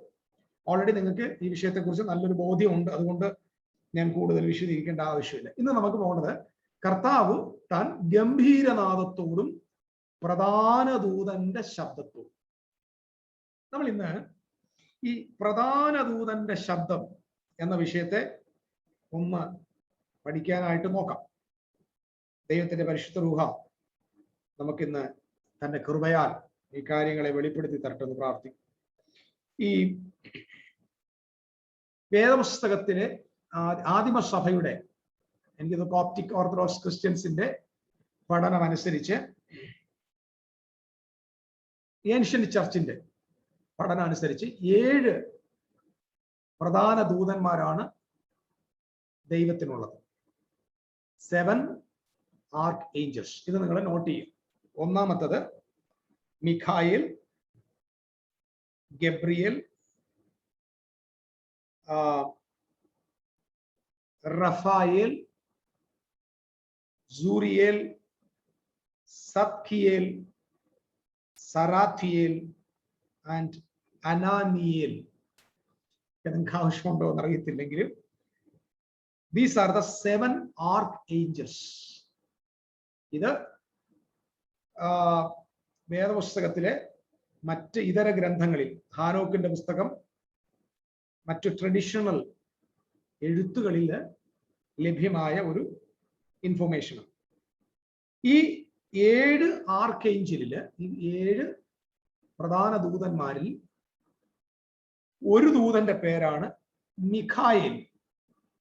ഈ മിഖായേൽ എന്ന് പറയുന്ന ആള് നമ്മള് പ്രധാന ദൂതന്റെ ശബ്ദമെന്നാണ്. ഈ മിഖായേലിനെ നമ്മൾ ബൈബിളിൽ വെച്ച് പഠിക്കണം. ഈ കർത്താവ് ഗംഭീര ഇതൊക്കെ നമ്മൾ ആരുമായിട്ട് കണക്റ്റഡ് എന്ന് മനസ്സിലാക്കും. ആർക്കേഞ്ചൽ, ഈ ദൂതൻ ഇവിടെ ഇന്ത്യയിൽ മരിച്ചു കിടക്കുന്ന ഒരാളെ ഉയർപ്പിക്കാൻ വരികയാണോ? അല്ല. ആ ദൂതൻ ആർക്കു വേണ്ടിയാണ്? ആ പ്രധാന ദൂതൻ ആർക്കു വേണ്ടി നിയുക്തനാണെന്ന ബോധമാണ് ഫസ്റ്റ് ഓഫ് ഓൾ നമുക്ക് ആവശ്യമുള്ളത്. അത് നമ്മൾ മനസ്സിലാക്കാൻ ദാനിയേലിന്റെ പ്രവചനത്തിലേക്ക് തന്നെ പോകണം. ദാനിയേലിന്റെ പ്രവചനം 12-ാമത്തെ അധ്യായത്തിലേക്ക് ഒന്ന് നമ്മുടെ ശ്രദ്ധ തിരിച്ചു. അവിടെ 10 മുതലുള്ള അധ്യായങ്ങളിൽ നമുക്ക് ഈ മിഖായേലിനെ കാണാനായിട്ട് പറ്റും. 10-ാം അധ്യായത്തിന്റെ 13-ാമത്തെ വാക്യത്തിൽ പാർസി രാജ്യത്തിന്റെ പ്രഭു എതിർത്തു എങ്കിലും പ്രധാന പ്രഭുക്കന്മാരിൽ ഒരുത്തനായ മിഖായേൽ എന്നെ സഹായിപ്പാൻ വന്നു. നമ്മൾ ഈ ആർക്കേഞ്ചലിന്റെ പഠനങ്ങളൊക്കെ ഒത്തിരി വലുതാകട്ടോ. ഞാൻ അതിലേക്ക് ഒത്തിരി കാര്യങ്ങൾ പോകേണ്ടതാണ്. മോശയുടെ ശരീരത്തോട് വാദിക്കുന്നു, അപ്പോൾ മിഖായേൽ വരുന്നു, ഇങ്ങനെ ഒത്തിരി മിഖായേലുമായി ബന്ധപ്പെട്ട പഠനങ്ങളോ. അപ്പം മിഖായേൽ എന്ന് പറയുന്നത് പ്രധാന പ്രഭുക്കന്മാരിൽ ഗ്രേറ്റ് ഒരു പ്രിൻസ് ആണ്. അദ്ദേഹം ഒരു ഗ്രേറ്റ് ആർക്കേഞ്ചൽ ആയിട്ടാണ് അവിടെ 10-ാം അധ്യായത്തിന്റെ 13-ാമത്തെ വാക്യത്തിൽ അത് കാണാൻ പറ്റും. 21-ാമത്തെ വാക്യം നോക്കിയേ. ഈ സത്യഗ്രന്ഥത്തിൽ എഴുതിയിരിക്കുന്നത് ഞാൻ നിന്നെ അറിയിക്കും, നിങ്ങളുടെ പ്രഭുവായ മിഖായേൽ. അപ്പൊ മിഖായേൽ എന്ന പ്രധാന ദൂതൻ ആരുടെ പ്രഭുവാണ്? ദാനിയേലിന്റെ സ്വജനത്തിന്റെ പ്രഭുവാണ്. അത് അങ്ങനെ വ്യക്തമാക്കുന്ന ഒരു വാക്യം ബൈബിളുണ്ട്. അത് 12-ാമത്തെ അധ്യായത്തിന്റെ 1-ാമത്തെ വാക്യത്തിലാണ്. അക്കാലത്ത് നിന്റെ സ്വജാതിക്കാർക്ക് തുണ നിൽക്കുന്ന മഹാപ്രഭുവായ മിഖായേൽ എഴുന്നേൽക്കും. പിടികിട്ടിയോ? നിന്റെ സ്വജാതിക്കാർക്ക് തുണ നിൽക്കുന്ന മഹാപ്രഭുവായ മിഖായേൽ ആരുടെ മഹാപ്രഭുവാ? ദാനിയേലിന്റെ സ്വജാതിക്കാരുടെ മഹാപ്രഭു. നിങ്ങൾ കേൾക്കുന്ന പ്രിയരെ, സ്വജാതിക്കാരുടെ മഹാപ്രഭു. അപ്പം കർത്താവ് ഗംഭീരനാഥത്തോടും നമ്മളിത് പറയുക. നമ്മളിതൊന്നും ബൈബിൾ പഠിക്കുന്നത് കൊണ്ട്. കഴിഞ്ഞ ദിവസം എന്നോട് ഒരാൾ പറഞ്ഞു, ബ്രദറെ നിങ്ങൾ പണ്ടത്തിലേക്ക് ഒന്നും മടങ്ങി വരാം. ഞാൻ പറഞ്ഞു ഇനി വരാൻ പറ്റില്ല, കാരണം ഞാൻ ബൈബിൾ കുറച്ച് പഠിച്ചുപോയി. പഠിക്കാൻ പറ്റിയില്ല. പഠിച്ചില്ലായിരുന്നെങ്കിൽ ആ പഴയ ആ മത പഠനത്തിലേക്ക് പോകാമായിരുന്നു. ഞാൻ മനസ്സിലാക്കിയ ഒരു കാര്യം സങ്കടത്തോടെ പറയാൻ പോകും. വിശുദ്ധ ബൈബിൾ നന്നായി പഠിച്ച്, സത്യസന്ധമായി പഠിച്ച്, സ്വതന്ത്രമായി പഠിച്ച് ഒരാൾക്ക് പോലും നിലവിലുള്ള സഭകളിൽ തുടരാനോ അവരുടെ കയ്യിൽ നിന്നൊരു മാന്യത ലഭിക്കാനോ പറ്റും. ഒറ്റ ആൾക്കും പറ്റും. നിങ്ങൾ തിരുവെഴുത്ത് പഠിക്കാൻ തുടങ്ങിയാൽ, പറയാൻ തുടങ്ങിയാൽ ആ നിമിഷം നമ്മളെ ചാപ്പ കൂട്ടും. അപ്പം ഞാൻ സത്യത്തിൽ ഇതൊക്കെ ഞാൻ ചിലപ്പോഴൊക്കെ എന്തിനത് പഠിക്കണം, പഠിക്കണ്ടായിരുന്നു. ഇന്നൊരു വിടുതലുണ്ട്, മീഖായേൽ ഇറങ്ങാൻ പോകുന്നു, വെട്ടാൻ പോകുന്നു ഒക്കെ പറഞ്ഞിരുന്നെങ്കിൽ 10 പേര് ആ കൊള്ളാന്നെങ്കിലും പറഞ്ഞു. വെറുതെ നമ്മള് ശത്രുക്കളെ ഉണ്ടാക്കുക ബൈബിൾ പഠിച്ച്. അപ്പം പറയും ഇതൊക്കെ അങ്ങനെയൊന്നുമല്ല, ഇതൊക്കെ അങ്ങനെയല്ല, അങ്ങനെ അല്ലെന്ന് വന്ന് തെളിയിക്കത്തുമില്ല. കൃത്യമായ ബോധ്യത്തോടാണ് നമ്മൾ തിരുവെഴുത്തുകളെ പഠിക്കുകയും പരിശോധിക്കുകയും ചെയ്യും. അപ്പൊ ഒരു വാക്യം എടുക്കും, കർത്താവ് ഗംഭീരനാഥത്തോടും പ്രധാന ദൂതന്റെ ശബ്ദത്തോടും. അപ്പൊ പ്രധാന ദൂതന്റെ ശബ്ദം എന്ന് കേൾക്കുമ്പോൾ തന്നെ നമ്മൾ തിരുവെഴുത്തുകളെ പരിശോധിക്കണം. ആരാണ് ഈ പ്രധാന ദൂതൻ? പ്രധാന ദൂതൻ ആരുമായിട്ടാണ് ബന്ധപ്പെട്ടിരിക്കുന്നത്? പ്രധാന ദൂതൻ ആരുമായിട്ടാണ് ബന്ധപ്പെട്ടിരിക്കുന്നത്? ബൈബിൾ വ്യക്തമായിട്ടും ദാനിയേലിന്റെ പ്രവചനം 12 പറഞ്ഞു. സ്വജാതിക്കാർ. ദാനിയേലെ നിന്റെ സ്വജാതിക്കാർ. ദാനിയേലിന്റെ സ്വജാതിക്കാരാരാ? കേരളത്തിലെ ക്രൈസ്തവരാ? കർത്താവിന്റെ കാഹളത്തിന് കേൾക്കുമ്പോൾ പറന്നു പോകാനിരിക്കുന്ന വിശുദ്ധന്മാരാ? ദാനിയേലിന്റെ സ്വജാതി എന്ന് പറയുന്നത് യഹൂദനാണ്. ഞാൻ ബാക്കി വയ്ക്കാം. മഹാപ്രഭുവായ മിഖായേൽ എഴുന്നേൽക്കും. ഇനി ഞാൻ ഒന്ന് വായിക്കുന്നത് ശ്രദ്ധിക്കുക. ഒരു ജാതി ഉണ്ടായത് മുതൽ ഈ കാലം വരെ സംഭവിച്ചിട്ടില്ലാത്ത കഷ്ടകാലം ഉണ്ടാകും, മഹാ ഉപദ്രവകാലം. ഈ പദമാണ് യേശു മത്തായിയുടെ സുവിശേഷം 24 ഇങ്ങനെ പറഞ്ഞിരിക്കുന്നത്. ലോകാരംഭം മുതൽ ഈ ലോകാരംഭം മുതൽ വരെ സംഭവിച്ചിട്ടില്ലാത്തതും ഇനി മേലാൽ സംഭവിക്കാത്തതുമായ മഹാകഷ്ടം ഉണ്ടാകും. ഇതിനെ മഹോപദ്രവകാലം എന്ന് പറയും. ഈ ഫ്യൂച്ചറിസ്റ്റിക്, അതായത് ഭാവിയിൽ ഇത് സംഭവിക്കും എന്ന് പറയുന്ന കർത്താവിന്റെ മക്കൾ, ദൈവവേലക്കാർ, വേദപണ്ഡിതന്മാർ, അവര് ഈ വാക്യം ഇനി ഭാവിയിൽ സംഭവിക്കാൻ പോകുന്നു എന്ന് വളരെ നന്നായിട്ട് പറയാൻ ശ്രമിക്കുന്നുണ്ട്. അത് തെളിയിക്കാനായിട്ട് ബൈബിൾ ഒത്തിരി എടുക്കാതെ തന്നെ ശ്രമിക്കുന്നു. ശ്രദ്ധിക്കൂ, കഷ്ടമുണ്ട്. അന്ന് നിന്റെ ജനം പുസ്തകത്തിൽ എഴുതി കാണുന്ന ഏവനും തന്നെ രക്ഷ പ്രാപിക്കുക. അതാണ് ജീവപുസ്തകത്തിൽ പേരെഴുതി കാണുന്ന ഏവൻ രക്ഷിക്കപ്പെടും, അല്ലാത്തവൻ തീപ്പൊയ്ക്ക് തള്ളിയിടും എന്ന് പറയുന്ന വെളിപ്പാട് പുസ്തകത്തിന്റെ പദങ്ങൾ മനസ്സിലാക്കി. പുസ്തകത്തിൽ പേരെഴുതുക എന്ന് പറഞ്ഞാൽ ജീവനുള്ളവർ എന്നാണ്. ക്രിസ്തുവിന്റെ ജീവൻ പ്രാപിച്ചവരുടെ പേരാണ് ജീവപുസ്തകത്തിൽ പേരുള്ളത്. അല്ലാതെ രക്ഷിക്കപ്പെട്ടവരുടെ പേര് ജീവപുസ്തകത്തിൽ എഴുതുന്നു. ഞാൻ അതിനെക്കുറിച്ച് പിന്നെ സാവകാശം നമുക്ക് അവസരം കിട്ടുമ്പോൾ ഈ പുസ്തകങ്ങൾ എന്താണെന്ന് ബൈബിളിൽ പഠിക്കാം. ഡിഫറെന്റ് ടൈപ്പ് ഓഫ് ബുക്സ് ഉണ്ട് ബൈബിൾ. അതിലെ ഒരു പുസ്തകമാണ് ജീവന്റെ പുസ്തകം, രണ്ട് ഓർമ്മയുടെ പുസ്തകം. ജീവന്റെ പുസ്തകം ഉള്ള പോലെ തന്നെ മരണത്തിന്റെ പുസ്തകവും. പുസ്തകങ്ങൾ തുറന്നു വെളിപ്പാട് പുസ്തകം. അപ്പൊ ജീവപുസ്തകം ഒരിക്കലും നമ്മളെ രക്ഷിക്കപ്പെട്ട നമ്മൾ അങ്ങനൊന്നും ഇല്ല. ഈ രക്ഷിക്കപ്പെടുക രക്ഷിക്കപ്പെടാതിരിക്കുക എന്ന് പറയുന്നതൊക്കെ നമ്മൾ മനസ്സിലാക്കേണ്ടത് വേറൊരു നിലയിലാണ്. രക്ഷിക്കപ്പെടുക, താങ്കൾ രക്ഷിക്കപ്പെട്ടോ, എവിടെ നിന്ന്, ആരുടെ കയ്യിൽ നിന്ന്? മറുപടി പാപം. ഏത് പാപത്തിൽ നിന്ന് രക്ഷിക്കപ്പെട്ടു? ഈ രക്ഷിക്കപ്പെട്ട പാപത്തിൽ നിന്ന് രക്ഷിക്കപ്പെട്ടവരാരും പിന്നെ പാപത്തിന്റെ അയൽവക്കത്തെ പോകുന്നില്ല, അല്ലെ? പിന്നെ നമ്മൾ എന്താ, നമ്മുടെ പാപത്തിൽ നിന്ന് രക്ഷിക്കപ്പെട്ടു എന്ന് പറഞ്ഞിട്ടും പിന്നെയും നമ്മുടെ ജീവിതത്തിന്റെ പല മേഖലകളിൽ പാപം വരുന്നുണ്ട്. പിന്നെ ആ രക്ഷിക്കപ്പെട്ടിട്ട് എന്തർത്ഥം? ഫയർ പ്രൂഫ് ആന്ന് പറഞ്ഞു, സേഫ്റ്റി, ഫുള്ളി സേഫ്റ്റി ആന്ന് പറഞ്ഞു. പക്ഷെ തീ പിടിക്കുക എന്താണ് അതിന്റെ അർത്ഥം? പാപത്തിൽ നിന്ന് ഞാൻ രക്ഷപ്പെട്ടു എന്ന് പറഞ്ഞിട്ട് പിന്നെയും ജീവിതത്തിൽ പാപം തന്നെ ഒരു പ്രോബ്ലമായിട്ട് തുടരുന്നെങ്കിൽ ആ രക്ഷയെ വഴി തടഞ്ഞു നിർത്തി പരസ്യ വിചാരണ ചെയ്യണം. എന്തൊന്ന് രക്ഷയാണ്? അങ്ങനെ ഒരു രക്ഷ യേശു പഠിപ്പിച്ചു. ദൈവത്തിന്റെ രാജ്യത്തിലെ രക്ഷ എന്താന്ന് ഞാൻ പിന്നെ പഠിപ്പിക്കാം. ഇതൊന്നും നമുക്കിപ്പം നമ്മുടെ ക്ലാസ്സുമായിട്ട് ഇതിനകത്ത് ഒരു ബന്ധമുള്ളത് കൊണ്ടാണ് ഇത് വരുന്നത്. കിങ്ഡം ഓഫ് ഗോഡിനകത്തെ രക്ഷ എന്താണ്? കിങ്ഡം ഓഫ് ഗോഡിനകത്തെ ലൈഫ് എന്താണ്? ഇതൊക്കെ നമ്മൾ തിരുവെഴുത്തുകളുടെ ബേസിൽ വളരെ ശാന്തമായി പഠിക്കേണ്ടിയിരിക്കും. അങ്ങനെ അപ്പൊ ജീവപുസ്തകം എന്ന് പറയുന്നത് രക്ഷിക്കപ്പെട്ടവന്റെ പേരെഴുതുന്നൊന്നുമല്ല. അത് യഹൂദന്റെ പുസ്തകമാണ്. നമ്മളുമായിട്ടൊന്നും ഒരു ബന്ധവും ഇല്ല. മനസ്സിലാക്കുക. അത് അത്രമാത്രം തൽക്കാലം മനസ്സിലാക്കുക. പിന്നെ ബാക്കി ആരായുവാൻ മനസ്സുള്ള രാജാക്കന്മാർ ആ രഹസ്യങ്ങളെ ആരായുക. ഓക്കെ, അടുത്ത വാക്ക്. നിലത്തിലെ പൊടിയിൽ നിദ്ര കൊള്ളുന്നവരിൽ പലരും ചിലർ നിത്യജീവനായും ചിലർ നിത്യലജ്ജയ്ക്കും നിത്യനിന്ദയ്ക്കുമായും ഉണരും. നിത്യമരണത്തിനായിട്ട് ഉണരുമെന്നല്ല, നിത്യലജ്ജയ്ക്കും നിത്യനിന്ദയ്ക്കുമായി ഉണരും. അപ്പൊ പൊടിയിൽ അവിടെ റിസറക്ഷൻ പറഞ്ഞു. ആ റിസറക്ഷൻ എന്തുമായിട്ടാ ബന്ധപ്പെട്ട് നിൽക്കുന്ന നോക്കിയേ? ഒരു ജാതി ഉണ്ടായത് മുതൽ ഇതുവരെ സംഭവിക്കാത്ത മഹാകഷ്ടം ഉണ്ടാകും. അന്ന് ജീവപുസ്തകത്തിൽ പേരുള്ളവരെല്ലാം രക്ഷപ്പെടും.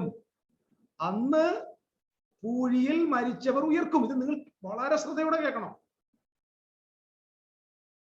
താഴ്ത്തു വായിക്കാം. ചിലർ ബുദ്ധിമാന്മാർ, എന്നാൽ ബുദ്ധിമാന്മാർ ആകാശമണ്ഡലത്തിലെ പ്രഭ പോലെയും പലരെയും നീതിയിലേക്ക് തിരിക്കുന്നവർ നക്ഷത്രങ്ങളെ പോലെയും എന്നും എന്നേക്കും പ്രകാശിക്കും. നീയോ ദാനിയേലേ, അന്ത്യകാലം വരെ ഈ വചനങ്ങളെ അടച്ച് പുസ്തകത്തിന് മുദ്രയിടുക. പലരും അതിനെ പരിശോധിക്കുകയും ജ്ഞാനം വർദ്ധിക്കുകയും ചെയ്യും. ഞാൻ നേരത്തെ പറഞ്ഞിട്ടുണ്ട്, ഇത് അന്ത്യകാലത്ത് സംഭവിക്കേണ്ടതാണ്. മുദ്രയിടാൻ പറഞ്ഞു. അന്ത്യകാലം ഏതാണ്? യുഗാവസാനം AD 70 യെരൂശലേം ദേവാലയത്തിന് നീക്കം വരുത്തി, ന്യായപ്രമാണത്തിന് നീക്കം വരുത്തി, പദാർത്ഥങ്ങളെല്ലാം വെന്തിരിഞ്ഞ് പഴയ ആകാശവും പഴയ ഭൂമിയും കൊടുമുടുക്കത്തോട് ഒഴുകിപ്പോയി പുതിയ യെരൂശലേം രംഗത്ത് വന്ന്, അങ്ങനെ ആ കാലത്തിന്റെ പേരാണ് അന്ത്യകാലം. അന്ത്യകാലത്തിന് വേണ്ടി മുദ്രയിടാൻ പറഞ്ഞേക്കുന്നു. ഞാൻ എപ്പോഴും പറയുന്നത് ഒന്നുകൂടെ ആവർത്തിക്കുന്നു. വെളിപ്പാട് ദിവസം എഴുതിയിട്ട് പറഞ്ഞു, ഇത് മുദ്രയിടരുത്, വേഗത്തിൽ സംഭവിക്കാൻ പോവുകയാണ്.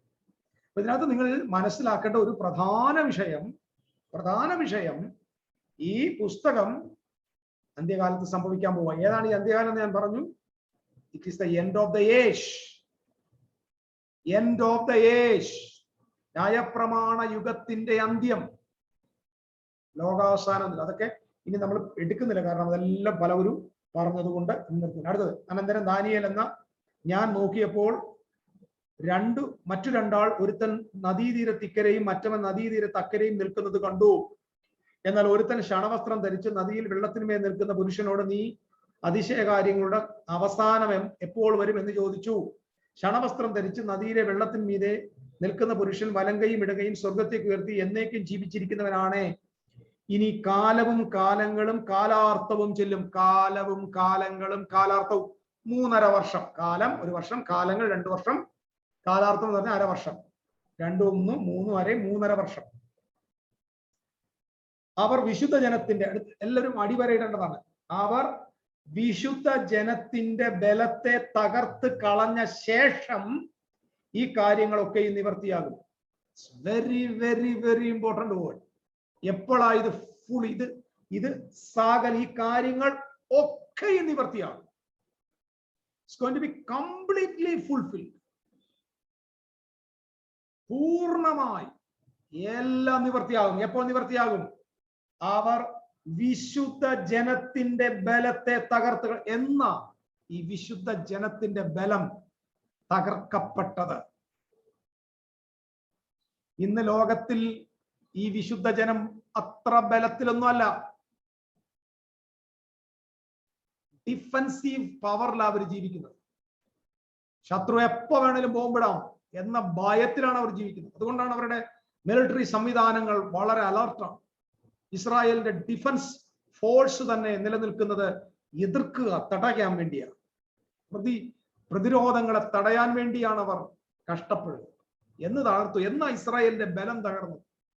ലോകത്തിലെ മഹാത്ഭുതങ്ങളിൽ ഒന്നായിരുന്ന യെരൂശലേം ദേവാലയത്തിന്റെ അടിത്തറ വരെ കല്ലിന്റെ പുറത്ത് കല്ല് ശേഷിക്കാതെ അതിനെ മുഴുവനായി ഇടിച്ചു കളഞ്ഞ് 11 ലക്ഷം യഹൂദന്മാരെ ഒന്നുകളഞ്ഞ് ലോകത്തിന്റെ നാനാഭാഗങ്ങളിലേക്ക് ചിതറി ഓടിപ്പിച്ച് ആ ഇസ്രായേലിന്റെ നാട്ടിലേക്ക് ഒരു യഹൂദനെ പോലും പ്രവേശിപ്പിക്കാതെ ദേശത്തിന്റെ നാനാഭാഗങ്ങളിലേക്ക് ചിതറിച്ചോടിച്ച വിശുദ്ധ ജനത്തിന്റെ ബലത്തെ തകർത്തു കളഞ്ഞ ശേഷം ഇതൊക്കെയും സംഭവിക്കുമെങ്കിൽ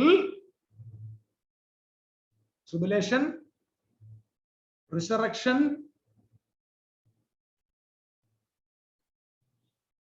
ജഡ്ജ്മെന്റ്, വിവിധ കാര്യങ്ങളെല്ലാം സംഭവിക്കേണ്ടത് എപ്പോഴാ?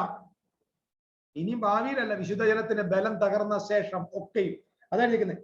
ബലത്തെ തകർത്ത് കളഞ്ഞ ശേഷം.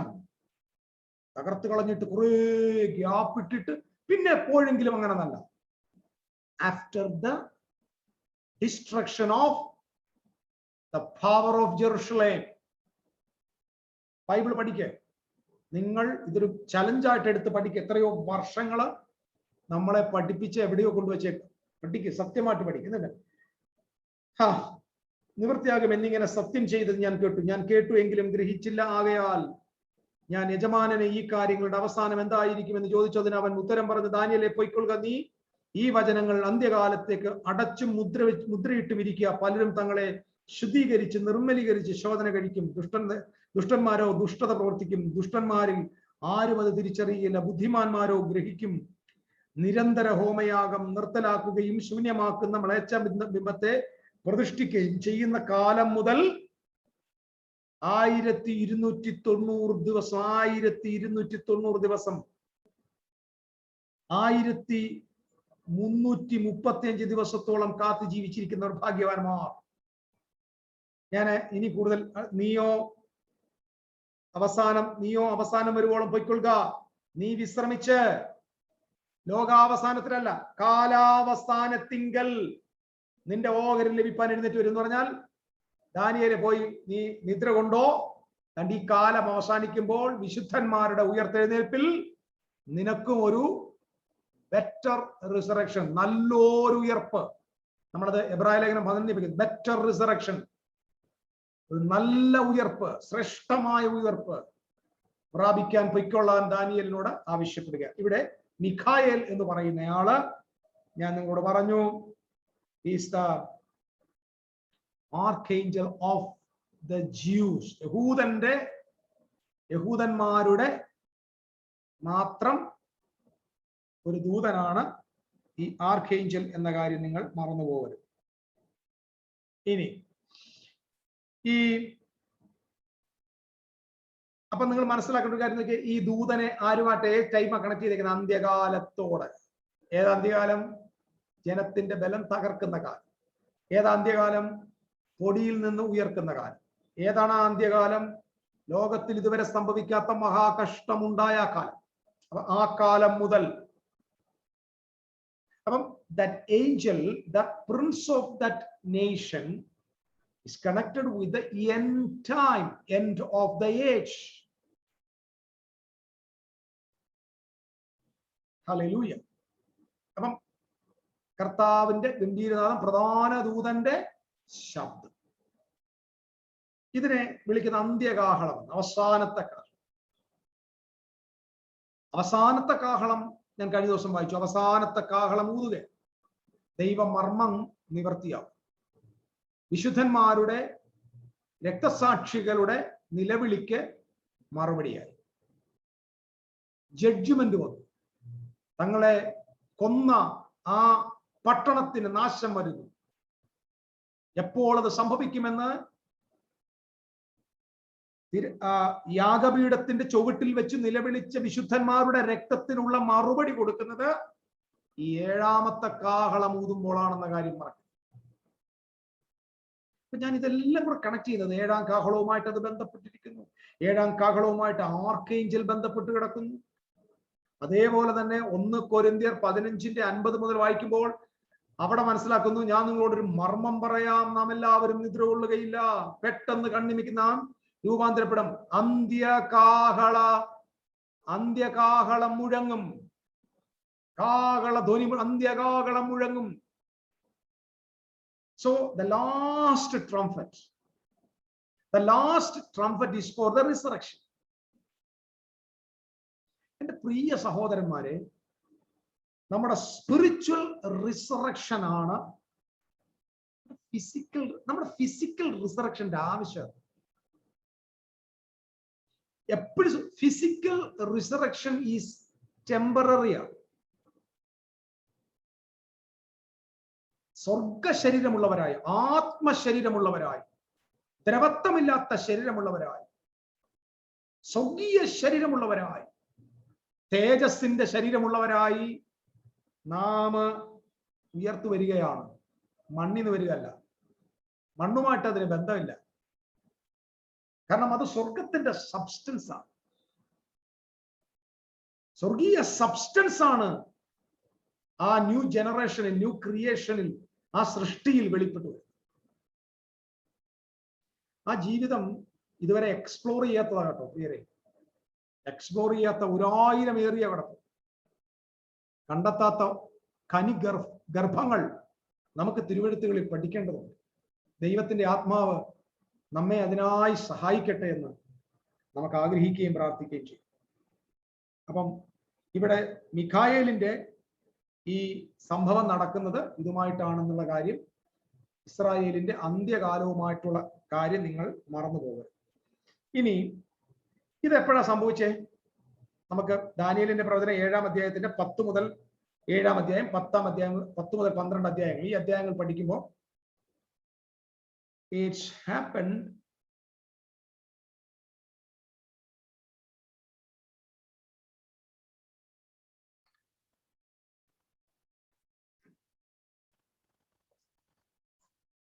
ഇത് നാലാമത്തെ എംപയർ, നാലാമത്തെ സാമ്രാജ്യം ഭരിക്കുന്ന കാലത്താണ് സംഭവിച്ചതെന്ന് നമുക്ക് ദാനിയേലിന്റെ പ്രവചനം 7:7 കാണാൻ പറ്റും. ആ സമയത്താണ്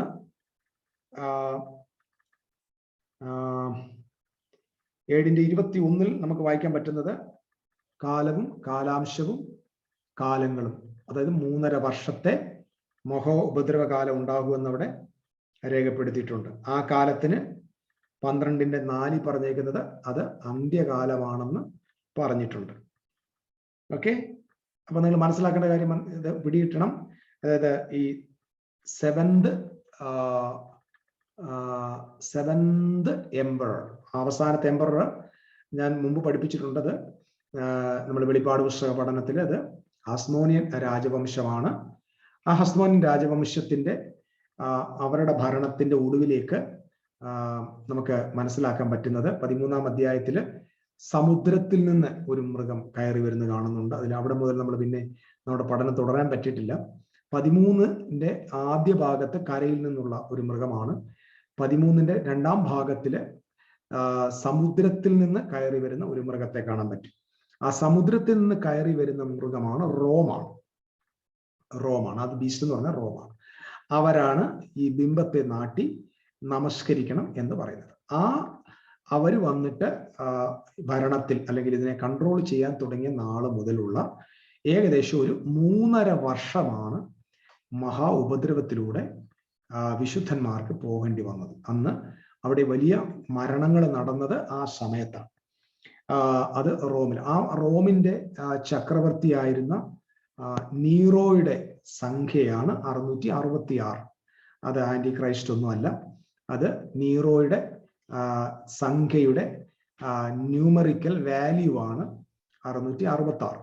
ബിംബത്തെ നമസ്കരിക്കാത്തവർക്ക് വാങ്ങുവാനോ വിൽക്കുവാനോ കഴിയുകയില്ല എന്ന് ഉള്ള ഒരു പഠനം അവിടെ ഉണ്ട്. അതൊന്നും ഒരിക്കലും നമ്മളതിനെക്കുറിച്ച് ഒത്തിരി ഡീറ്റെയിൽ ആയിട്ട് പോകാതെ ഒറ്റ വാക്കി പറയാം. യഥാർത്ഥത്തിൽ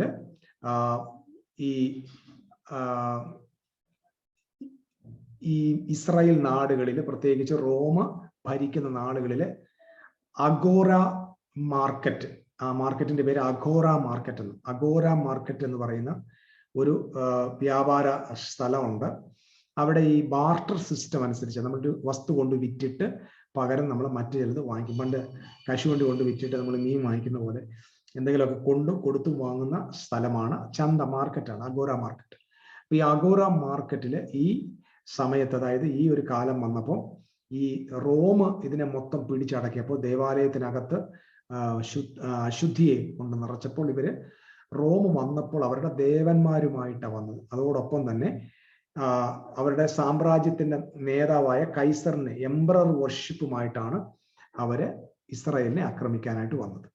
അപ്പോൾ അവര് ആ 3.5 വർഷം അവിടെ എല്ലാ മാർക്കറ്റ് പ്ലേസിലും റോമിലെ ചക്രവർത്തിയായിരുന്ന കൈസറുടെ വലിയ ബിംബങ്ങൾ കൊണ്ട് നാട്ടി അവരെ ആ മാർക്കറ്റിന്റെ ഫ്രണ്ടിൽ കൊണ്ടുവന്ന് ഈ ബിംബങ്ങൾ നാട്ടിയിട്ട് ഈ ബിംബങ്ങൾ അതിനെ ശുശ്രൂഷിക്കുന്ന ഒരു പുരോഹിതൻ അവിടെ ഉണ്ടാകും. അപ്പൊ നമ്മൾ ഒരു ചന്തയിലോട്ട് പോകുമ്പോൾ, മാർക്കറ്റിലോട്ട് പോകുമ്പോൾ ഈ എന്തെങ്കിലും ഒരു കാര്യം വാങ്ങാൻ പോകുമ്പോൾ വാങ്ങണമെങ്കിൽ ഈ ബിംബത്തെ നമസ്കരിക്കാതെ അകത്ത് വിടത്തില്ല. അപ്പം വിശ്വാസികൾ ആരും ഇത് ചെയ്യാതെ അവര് ഒരുപാട് പേര് ദാരിദ്ര്യത്തിൽ മരിക്കേണ്ടി വന്നു, പട്ടിണി കിടന്ന് മരിക്കേണ്ടിയൊക്കെ വന്നു. പക്ഷെ ഇവരെന്ത് ചെയ്തു? എംപററിനെ നമസ്കരിച്ചിട്ട് അദ്ദേഹത്തിന് എന്തെങ്കിലും ഒരു ഓഫറിങ് കൊടുക്കുമ്പോൾ അവിടെ ഈ വിഭൂതിയിൽ, അവിടെ ഇങ്ങനെ ഈ തീയിൽ ഇങ്ങനെ ആരതി ചെയ്ത് ഭസ്മമുണ്ട്. ആ ഭസ്മം എടുത്ത് വലങ്കയുടെ മേൽ, അതായത് വലങ്കയിൽ മേൽ, ഇവിടെ ഈ വലങ്കയുടെ മേലോ നെറ്റിമേലോ പുരട്ടും. എന്തിനാണ് ഈ വലങ്കയുടെ മേൽ പുരട്ടുന്നത് എന്ന് ചോദിച്ചു കഴിഞ്ഞാൽ, പൈസ കൊടുക്കുമ്പോൾ, ക്യാഷ് ഇങ്ങനെ കൊടുക്കുമ്പോൾ ആ വ്യാപാരിക്ക് ഈ ഇദ്ദേഹത്തിന്റെ ഈ കൈയുടെ മേൽ പുരട്ടിയിരിക്കുന്ന ഈ സ്റ്റാമ്പല് മനസ്സിലാവും. ഈ ഒരു അടയാളം നമ്മൾ ഈ അമ്പലത്തിൽ പോയിട്ട് വരുന്ന ഹൈന്ദവര് അവര് നെറ്റിയിൽ ഭസ്മം ഇടുന്ന പോലെ ഈ കയ്യിൽ ഇങ്ങനെ ഒരു അടയാളം കാണാം, അല്ലെ നെറ്റി പുറത്ത് കാണും. ഇതാണ് വാസ്തവത്തിൽ അവിടെ വെളിപ്പാട് ദിവസം 13 പറഞ്ഞിരിക്കുന്ന 666. അതല്ലാതെ ഈ ഇപ്പം നമ്മുടെ ആളുകൾ പറയുന്നത് കോവിഡ് കണ്ടോ, കോവിഡ് സർട്ടിഫിക്കറ്റ് ഇല്ലാതെ വാങ്ങാനോ വിൽക്കാനോ പറ്റത്തില്ല, ഇതെല്ലാം ഇതൊക്കെ ചുമ്മാതാ, ഇതെല്ലാം തട്ടിപ്പാണ്. തുറന്ന് ഞാൻ പറയാം, ഇതൊക്കെ വെറും വമ്പൻ തട്ടിപ്പാണ്. ഇത്രയും വിദ്യാസമ്പന്നരായ, എഡ്യൂക്കേറ്റഡ് ആയ എത്രയോ ക്രിസ്ത്യാനികൾ, എഞ്ചിനീയർമാർ, ഡോക്ടർമാര്, IPS-കാര്, chartered accountants, IT professionals, master ഡിഗ്രിയും PhD എടുത്തവനെല്ലാം ഈ പറയുന്ന ഈ പൊട്ടത്തരമെല്ലാം കേട്ട് നമ്മുടെ ആളുകൾ ഭയന്നിരിക്കുക. ഇപ്പോഴും സത്യസന്ധമായിട്ട് ബൈബിൾ പഠിക്കാൻ പോകണം എന്ന് ഞാൻ എപ്പോഴും നിങ്ങളോട് ആവശ്യപ്പെടും. പിന്നെ നന്നായിട്ട് ബൈബിൾ പഠിച്ചാൽ ആർക്കും നിങ്ങളെ വേണ്ടാതാവും. നിങ്ങൾക്ക് ഒരു ബൈബിളും അറിയത്തില്ലയോ, നിങ്ങൾക്ക് ലോകപ്രസിദ്ധനാണ്. ക്രിസ്ത്യ ലോകത്ത് ഞാൻ കണ്ടൊരു കാര്യം, ലോകപ്രസിദ്ധനാകാനുള്ള വഴി ബൈബിൾ പഠിക്കാതിരുന്നാൽ മതി. ഓക്കെ, നന്നായിട്ട് പഠിച്ചാൽ നിങ്ങൾ പോക്കാം. നിങ്ങൾ ആദ്യം ഒന്നും പഠിക്കരുത്, ഒരു മണ്ടനായിരുന്നാൽ മതി. മണ്ടനായിരുന്നു കഴിഞ്ഞാൽ നിങ്ങളെ എല്ലാവർക്കും ഭയങ്കരമായിട്ട് ഇഷ്ടമാവും. അപ്പൊ നിങ്ങൾക്ക് നന്നായിട്ട് ശോഭിക്കാനായിട്ട് പറ്റും. പറഞ്ഞ ആ ഭാഗം വിടുക. അപ്പൊ ഈ 666 എന്ന് പറയുന്നത് ഒരിക്കലും ഇനി ഭാവിയിൽ സംഭവിക്കുന്ന ഒന്നല്ല. അത് എംപറർ വർഷിപ്പുമായിട്ടുള്ള ബന്ധം. അതിനെക്കുറിച്ചുള്ള ഒരുപാട് തെളിവുകളുണ്ട്. നമുക്ക് വെളിപ്പാട് പുസ്തകത്തിന്റെ പഠനത്തിൽ നന്നായിട്ട് അതിലേക്ക് പിന്നെ പോകാവുന്നതാണ്. അപ്പം ദാനിയേലിന്റെ പ്രവചനത്തിൽ ഈ സമയത്താണ് എന്താ ആ 3.5 വർഷം. നമ്മൾ വെളിപ്പാട് ദിവസം നോക്കി 12 അധ്യായത്തിന്റെ 6-ാം വാക്യത്തിൽ പറഞ്ഞിട്ട് ഒരു സ്ത്രീ മരുഭൂമിയിലേക്ക് ഓടിപ്പോൾ അവളെ കാക്കേണ്ടതിന് 1260 ദിവസം, അതായത് 3.5 വർഷത്തെ ഒരു പരിപാലനത്തെ കാണാനായിട്ട് പറ്റും. മഹോപദ്രവ കാലം അവിടെ ആ 13-ാം അധ്യായത്തിൽ നമുക്ക് കാണുന്നുണ്ട്. ഈ ഫോർത്ത് എംപറർ, അതായത് റോമ കടലിൽ നിന്ന് കയറി വന്ന ആ മൃഗമാണ് ആരാധനയ്ക്കായിട്ട് അവരെ ആവശ്യപ്പെടുന്നത് നമുക്ക് കാണാൻ പറ്റും.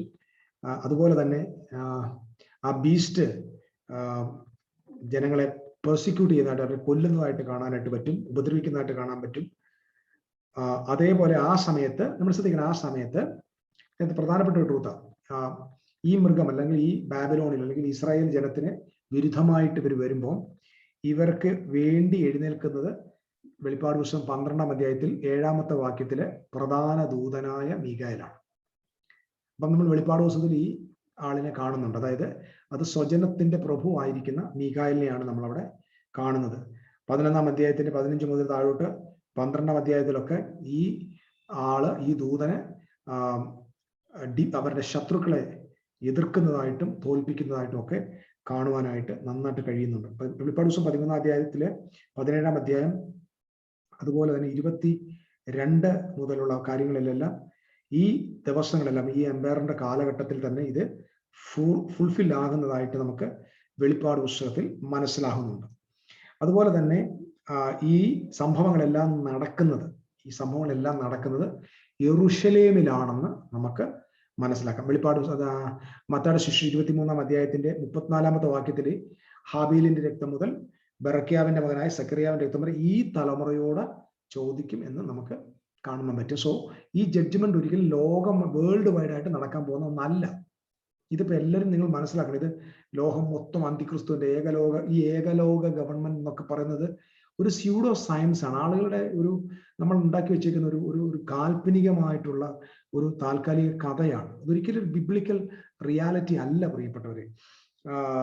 കാരണം ഇത് നടക്കേണ്ടത് എവിടെയാണെന്നറിയാമോ? ഇത് നടക്കേണ്ടത് ബാബിലോൺ. ഏതാ ബാബിലോൺ? മർമ്മം മഹദിയാം ബാബിലോൺ. അവിടെയാണ് ഇത് നടക്കേണ്ടത്. ആ സ്ഥലത്തെ കുറിച്ച് വേർ ദ ലോർഡ് വാസ്, അതിനെ ബൈബിൾ എന്താ വിളിക്കുന്നത്? ആ പട്ടണത്തെ, ആ മർമ്മം മഹദിയാം ബാബിലോണാണ് ബൈബിൾ വിളിക്കുന്ന പേരെന്താ?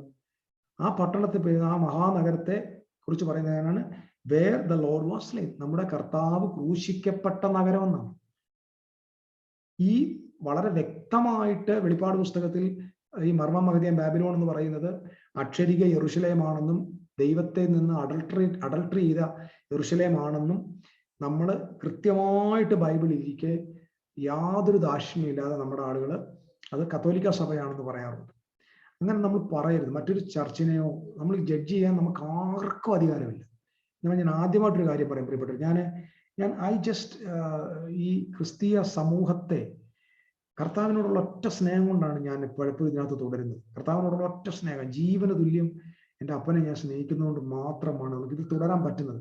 കാരണം ജഡ്ജ് ചെയ്യുന്ന, അപമാനിക്കുന്ന, കുറ്റം പറയുന്ന, തകർക്കുന്ന, തളർത്തുന്ന ലോക ചരിത്രത്തിൽ ഈ ക്രിസ്ത്യാനികളെ പോലെ അല്ലാതെ വേറൊരു ജനതയില്ല. ക്രിസ്ത്യാനികളാണ് ലോകത്തിലെ ഏറ്റവും കൂടുതൽ മറ്റു ആളുകളെ വാക്കുകൊണ്ട് മുറിവേൽപ്പിക്കുകയും ജഡ്ജ് ചെയ്യുകയും അവൻ കൊള്ളന ഇത് മറ്റുള്ളവരുടെ ആരോപണങ്ങൾ പറഞ്ഞ് നശിപ്പിച്ച് ഇല്ലാതാക്കുന്ന ഈ പ്രപഞ്ചത്തിലെ ഏക ഗ്രൂപ്പ് ക്രിസ്ത്യാനികളിൽ ഈ സുവിശേഷത്തെ ഭയങ്കരമായിട്ട് വിശ്വസിക്കുന്ന ആളുകളാണ്. അപ്പൊ നമുക്ക് ഒരു ദാക്ഷിണ്യമില്ല. അത് കത്തോലിക്ക സഭയാണ്, അന്തിക്രിസ്തു എന്ന് പറയുന്നത് മാർപ്പാപ്പയാണ്, അദ്ദേഹമാണ് എന്ത് ഷെയിമാന്ന് നോക്കി. കോടിക്കണക്കിന് ജനങ്ങൾ വളരെ ബഹുമാനത്തോടെ ആദരവോടെ കാണുന്ന ഒരു സഭ, അതിന്റെ മേലധ്യക്ഷൻ വളരെ വിശുദ്ധനായ ഒരു മനുഷ്യൻ, ലോകത്തിലെ എല്ലാ സാമ്രാജ്യങ്ങൾ പോലും അതിന്റെ മുകളിൽ നിൽക്കുന്ന ഒരു ശ്രേഷ്ഠ മനുഷ്യൻ ആന്റിക്രൈസ്റ്റ് ആണെന്ന് പറയാൻ ഈ വേദോസം പഠിക്കാത്തവന് എങ്ങനെ പറ്റുന്നെന്നാ തോന്നുന്നത്? അതെങ്ങനെ പറ്റുമെന്നാ തോന്നുന്നത്? ഇതൊന്നും ഇനിയുള്ള സമയമുള്ളതല്ല പ്രിയപ്പെട്ടവർ. ഇതൊക്കെ ആ ടൈമാണ്, ആ 4ാമത്തെ എംപയർ ഭരിക്കേണ്ട കാലമാണ്. ആ കാലത്ത് നടക്കേണ്ട കാര്യമാണ്. അല്ലാതെ 2000 വർഷത്തിന് ശേഷം സംഭവിക്കേണ്ട ഒരു കഥയെക്കുറിച്ച് അല്ല ഇത് പറയുന്നത്. വെളിപ്പാട് പുസ്തകം എഴുതി കൊടുക്കുമ്പോൾ പറഞ്ഞു വേഗത്തിൽ സംഭവിക്കാനുള്ളത് തന്നെ ദാസന്മാരെ അറിയിക്കാനായത്. വേഗത്തിൽ സംഭവിക്കാനുള്ളത് ദാസന്മാരെ അറിയിക്കേണ്ടതിന് എഴുതി കൊടുത്ത കാര്യങ്ങൾ ഇതുവരെ നടന്നില്ലെന്ന് പറഞ്ഞാൽ ഒന്നുകിൽ ഈ എഴുതിയത് തെറ്റാണ്, അല്ലെങ്കിൽ ഇത് കൊടുത്ത കർത്താവ് കള്ളം പറഞ്ഞു. കർത്താവ് കള്ളം പറയത്തില്ല. അല്ലെങ്കിൽ ഈ ഈ ഈ യോഹന്നാൻ അപ്പോസ്തലൻ നമ്മളെ കളിപ്പിച്ച. ഞാൻ വിശ്വസിക്കുന്നത് ദൈവപുത്രൻ പറഞ്ഞതാണ്, അപ്പോസ്തലനിലൂടെ രേഖപ്പെടുത്തിയതാണ്, സത്യവചനമാണ്. വള്ളിക്കോ പുള്ളിക്കോ അതിന് മാറ്റമില്ല. അങ്ങനെയെങ്കിൽ ആ വെളിപ്പാട് പുസ്തകം ആ കാലത്ത് ആ ജനതയ്ക്ക്, അത് എഴുതിയ കാലത്തുള്ള ജനതയ്ക്കുള്ള ദൈവത്തിന്റെ ശബ്ദമാണ്. ഇതവിടെ നടക്കേണ്ട സംഭവമാണ് എന്ന കാര്യം നിങ്ങൾ മറന്നു പോകരുത്. ശരി, നോക്കി, ഇനി വെളിപ്പാട് പുസ്തകത്തിലേക്ക് നമ്മൾ വരുമ്പോൾ വീണ്ടും അവിടെ ആ ടൈമിലാണ് ഇത് നടക്കേണ്ടത്. ആ കർത്താവിന്റെ വിശുദ്ധന്മാരുടെ രക്തം കുടിച്ച ആ പട്ടണത്തെയാണ് നശിപ്പിക്കുന്നത്. അവിടെയാണ് ഈ മഹോപദ്രവം ഉണ്ടാകാൻ പോകുന്നത്. നമ്മുടെ ആളുകളിൽ ചിലര് ഒരു വലിയൊരു ഭയങ്കര ഒരു കാര്യം പറയാറുണ്ട്. ഭയങ്കര കാര്യം എന്ന് പറഞ്ഞാൽ നമ്മൾ യേശു ക്രിസ്തു സ്വർഗത്ത് എന്ന് വരുമ്പോൾ കൈവിടപ്പെട്ടു പോയാലുള്ള ഒരു പ്രിക്വേഷൻ എല്ലാവരും ഒന്നും ഉണ്ടെങ്കിൽ ഒന്ന് നോട്ട് ചെയ്തോണേ.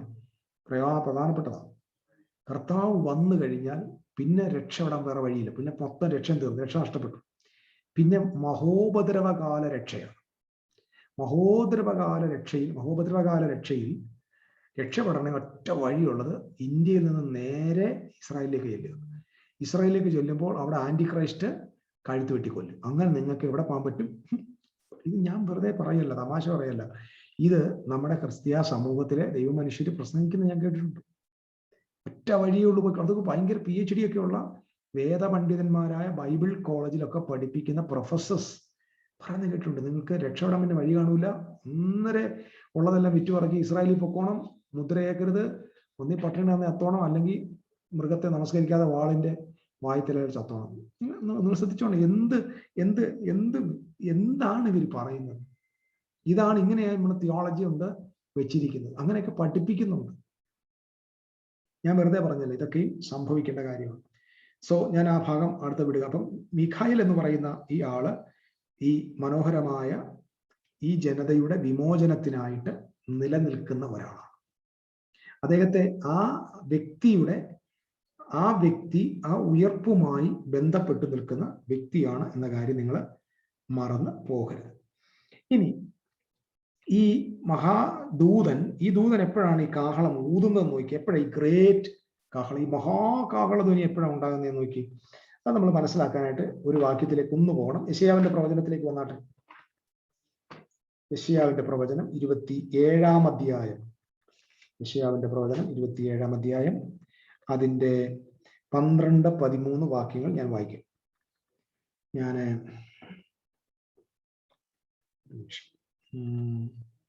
യെശയ്യാവിന്റെ പ്രവചനം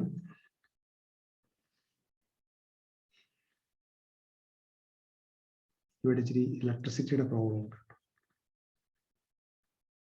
27-ാം അധ്യായം 12-ാം വാക്യം നോക്കി.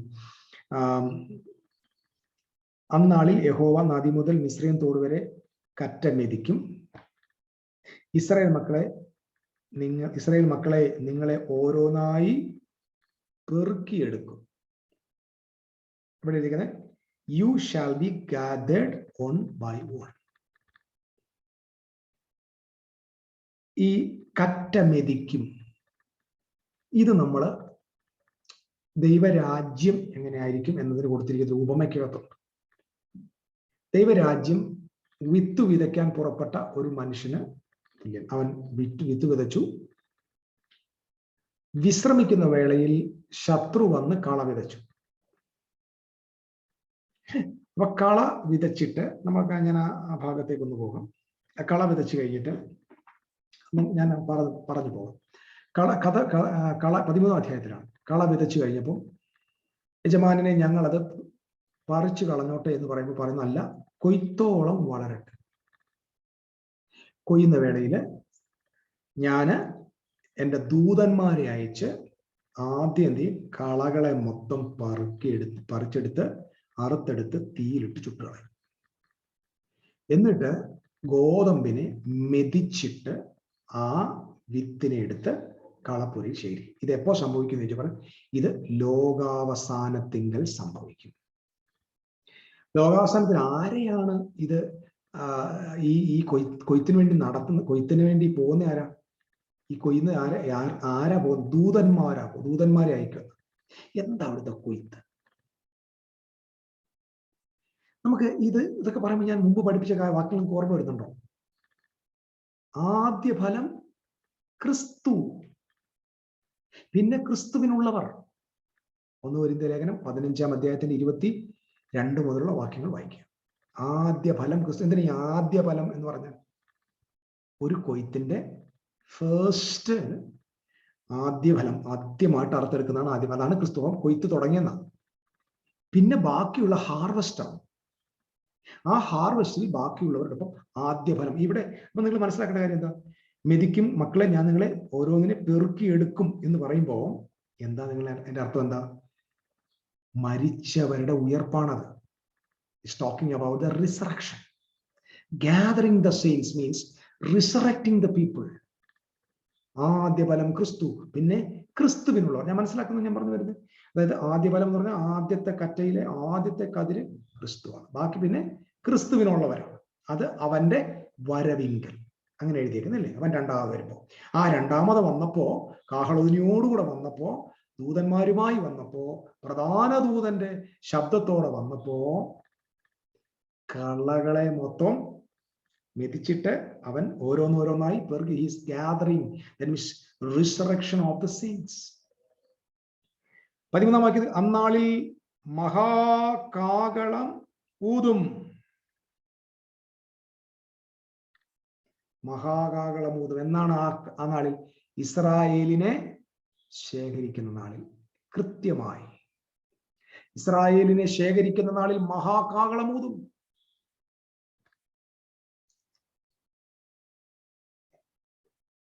ആ കാഹളം ഊതുകയാണ്.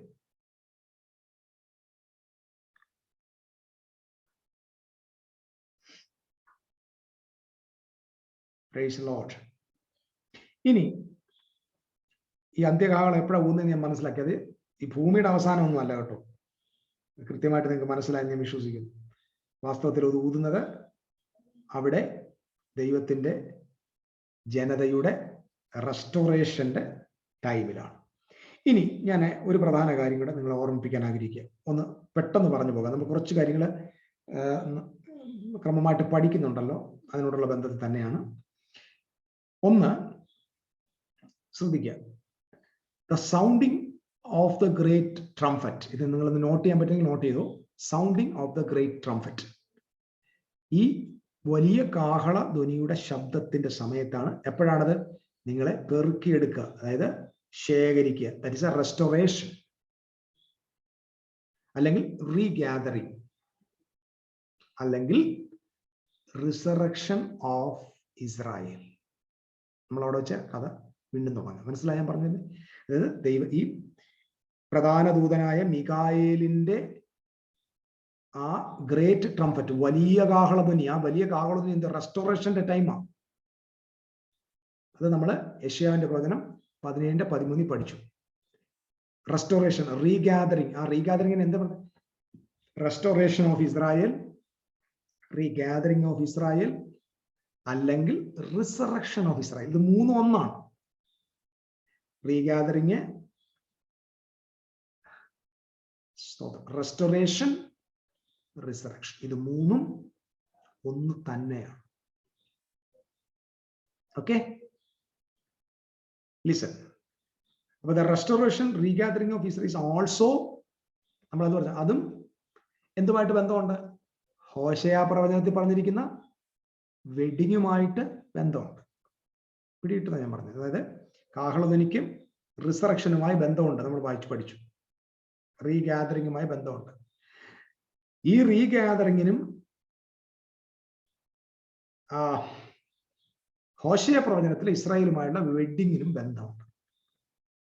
Okay, but the time of restoration or regathering of Israel is also the time of new covenant between God and Israel. Ezekiel 37, Hosea 2:18. അതായത് ഈ റീഗാദറിങ് ചെയ്യുന്ന സമയത്ത് ഞാൻ ഇസ്രായേൽ ഗൃഹത്തോടും യഹൂദ ഗൃഹത്തോടും ഒരു പുതിയ ഉടമ്പടി ചെയ്യും. ഞാൻ നിങ്ങളെ കല്ലറയിൽ നിന്ന് മടക്കി കൊണ്ടുവരും, നിങ്ങളുടെ അസ്ഥികൾ ഞാൻ ജീവൻ കൊടുത്തൊരു സൈന്യമാക്കി മാറ്റും. 37-ാം അധ്യായത്തിൽ. എന്നിട്ട് ഞാൻ നിങ്ങളോട് ഒരു നിത്യ നിയമം ചെയ്യും. അപ്പം ആ ഉയർപ്പിന്റെ കാലം എന്ന് പറയുന്നത് നിത്യ നിയമത്തിന്റെ കാലമാണ്. ബൈബിളിൽ കൃത്യമായിട്ടത് രേഖപ്പെടുത്തിയിട്ടുണ്ട്. അതുപോലെ തന്നെ the time of restoration or the gathering of Israel is also the time of new covenant temple of God, അല്ലെങ്കിൽ ദൈവത്തിന്റെ re-establishment of the temple of God and his people among the nations. Ezekiel chapter 37 verse 26. ദൈവാലയം, ഒരു പുതിയ ആലയം, പുത്തൻ യെരൂശലേം. Okay, എന്തെല്ലാം connection നോക്കണം. അപ്പം the time of restoration and regathering of Israel എന്തുമായിട്ടൊക്കെ ബന്ധപ്പെട്ടിരിക്കുന്നു? 1, റിസറക്ഷനുമായിട്ട് ബന്ധപ്പെട്ടിരിക്കുന്നു. 2, മാരേജുമായിട്ട് ബന്ധപ്പെട്ടിരിക്കുന്നു.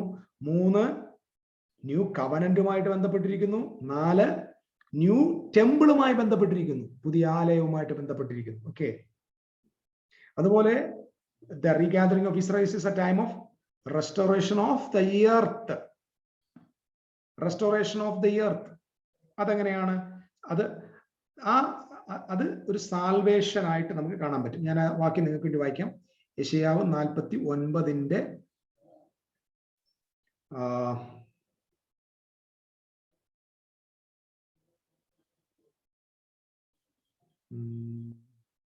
6-ാം വാക്യം, 6-ാമത്തെ വാക്യം മുതൽ വായിക്കുകയാണ്. നീയോ യാക്കോബിന്റെ ഗോത്രങ്ങളെ എഴുന്നേൽപ്പിക്കേണ്ടതിനും ഇസ്രായേലിൽ സൂക്ഷിക്കപ്പെട്ടവരെ തിരിച്ചു വരുത്തേണ്ടതിനും എനിക്ക് ദാസനായിരിക്കുന്നത് പോരാ. എന്റെ രക്ഷ ഭൂമിയുടെ അറ്റത്തോളം എത്തേണ്ടതിനും ഞാൻ നിന്നെ ജാതികൾക്ക് പ്രകാശമാക്കി വെച്ചുമിരിക്കുന്നു എന്ന് അവൻ അരുളി ചെയ്യുന്നു. ഇസ്രായേലിന്റെ വീണ്ടെടുപ്പാനും നമ്മുടെ പരിശുദ്ധനുമായ യഹോവ സർവ്വനിന്ദിതനും ജാതിക്ക് വെറുപ്പുള്ളവനും അധിപതികളുടെ ദാസനുമായവനോട് ഇപ്രകാരം അരുളി ചെയ്യുന്നു. വിശ്വസ്തനായ യഹോവ നിമിത്തവും നിന്നെ തെരഞ്ഞെടുത്ത ഇസ്രായേലിൻ പരിശുദ്ധ നിമിത്തവും രാജാക്കന്മാർ കണ്ടെഴുന്നേൽക്കുകയും പ്രഭുക്കന്മാർ കണ്ട് നമസ്കരിക്കുകയും ചെയ്യും. യഹോവ ഇപ്രകാരം അരുളി ചെയ്യുന്നു. ഇത് വളരെ പ്രധാനപ്പെട്ട ഒരു പോയിന്റ് ആട്ടോ. പ്രസാദകാലത്ത് ഞാൻ നിനക്ക് ഉത്തരം അരുളി, രക്ഷാദിവസത്തിൽ ഞാൻ നിന്നെ സഹായിച്ചു. ദേശത്തെ ഉണർത്തുവാനും ശൂന്യമായി കിടക്കുന്ന അവകാശങ്ങളെ കൈവശപ്പെടുത്തുവാനും ബന്ധിക്കപ്പെട്ടവരോട് ഇറങ്ങിപ്പോയിക്കൊള്ളുവിൻ എന്ന് അന്ധകാരത്തിൽ ഇരിക്കുന്നവരോട് വെളിയിൽ വരുവിൻ എന്ന് പറയുവാനും ഞാൻ നിന്നെ കാത്തു. നമ്മൾ വായിച്ചിട്ടില്ലേ, ഇതാകുന്നു സുപ്രസാദകാലം. നമ്മൾ ഈ പൗലോസ് ഈ വാക്യം കോട്ട് ചെയ്തിട്ടാണ് പറയുന്നത്. ഇതാണ് സുപ്രസാദകാലം, ഇതാകുന്നു രക്ഷാദിവസം. അത് ഏത് ദിവസമാ? ഇസ്രായേലിനെ ദൈവം ഭൂമിയുടെ എഴുന്നേൽപ്പിച്ച, അവരെ ശേഷിപ്പിച്ച, തിരിച്ചു വരുത്തിയ റെസ്റ്റോറേഷന്റെ കാലം. മനസ്സിലാക്ക്, ആ കാലത്താണ് സർവഭൂമിക്കും രക്ഷ വന്നത്. ആ വേർഡാണ്, അല്ലെങ്കിൽ ആ ഒരു പദപ്രയോഗമാണ് അപ്പോസ്തലനായ പൗലോസ് തന്റെ ലേഖനങ്ങളിൽ ഇതാ സുപ്രസാദകാലം, രക്ഷാദിവസം എന്ന് പറഞ്ഞ് ആവർത്തിച്ചത്. എന്ത് കണക്ഷൻ നോക്കിയ റെസ്റ്റോറേഷൻ, ഇസ്രായേലിന്റെ റെസ്റ്റോറേഷനുമായിട്ട്. അടുത്തത് the time and restoration and regathering of Israel is also the time of new heaven and new earth. പുതിയ ആകാശത്തിന്റെയും പുതിയ ഭൂമിയുടെയും the kingdom of Godന്റെ കാലമാണ്. യെശയ്യാ പ്രവചനം 65, 66 അധ്യായങ്ങൾ. അതുപോലെ തന്നെ നേരത്തെ വായിച്ച അതേ വാക്യത്തിൽ പറയുന്നു, the restoration and regathering of Israel is the time of salvation offered to the nations. രക്ഷ സർവജാതികൾക്കും എല്ലാവർക്കും ദൈവത്തോട് ചേർന്ന് ഒരുമിച്ച് പോകാനുള്ള മനോഹരമായ ഒരു ഓഫർ ലഭിക്കുന്നത് the time of the restoration of. നിങ്ങളൊന്ന് ആലോചിച്ച് നോക്കി. അങ്ങനെയെങ്കിൽ ഇന്ന് രക്ഷ ലോകത്തിലെ സർവ്വലോകത്തിൽ എത്തിയിട്ടുണ്ടെങ്കിൽ അതിന്റെ കാരണം ഇസ്രായേലിന്റെ റെസ്റ്റോറേഷനാണ്. ഇസ്രായേലിന്റെ റെസ്റ്റോറേഷൻ നടന്നൊക്കെ എന്ത് നടക്കും? റെസ്റ്റോറേഷൻ നടന്നാൽ അവിടെ റിസറക്ഷൻ നടക്കും, റീഗാദറിങ് നടക്കും, വെഡിങ് നടക്കും, ന്യൂ കവനന്റ് വെളിപ്പെടും, ന്യൂ ടെമ്പിൾ വെളിപ്പെടും, ന്യൂ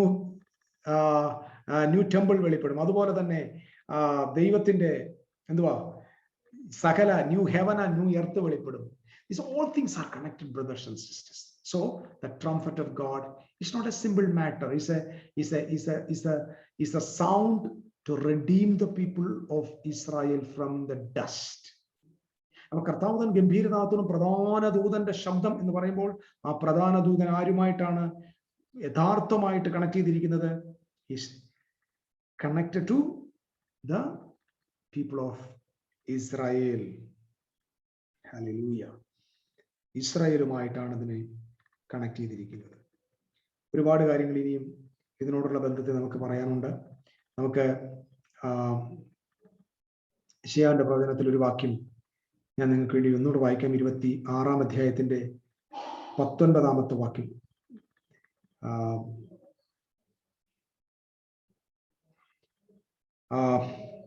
നിന്റെ മൃതന്മാർ ജീവിക്കും, നിന്റെ ശവങ്ങൾ എഴുന്നേൽക്കും, പൊടിയിൽ കിടക്കുന്നവരെ ഉണർന്നു ഘോഷിപ്പിൻ.